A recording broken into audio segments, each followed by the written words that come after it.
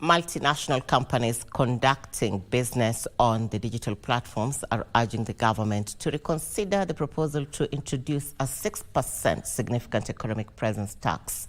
The players say the tax, which seeks to broaden the tax base, will hurt investors looking to invest in Kenya's growing digital economy. Alan Auko puts the story in perspective. The new proposal targets ride-hailing platforms, digital food delivery companies, and online freelance jobs, replacing the current digital service tax, which stands at 1.5%. The new 6% rate would apply to non-resident entities earning income through digital marketplaces in Kenya. Majority of the taxes has increased, and I think for us, we are in active engagement with the government to see how we could work together, because e-commerce is a big segment not only for us, but for other players in the market.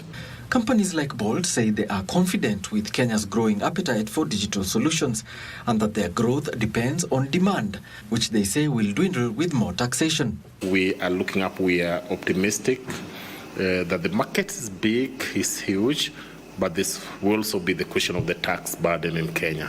We continue to push with other players so that this is reduced. Why we want to do this is because we want to consolidate market share here. We want to make sure that you have a great experience in Nairobi, but also we see in other cities there's seasonality around when you go. Good example at the moment is Mombasa at the moment, is at its peak period for most of the restaurants and hotels because it's towards December, holidays are closed, schools are closed.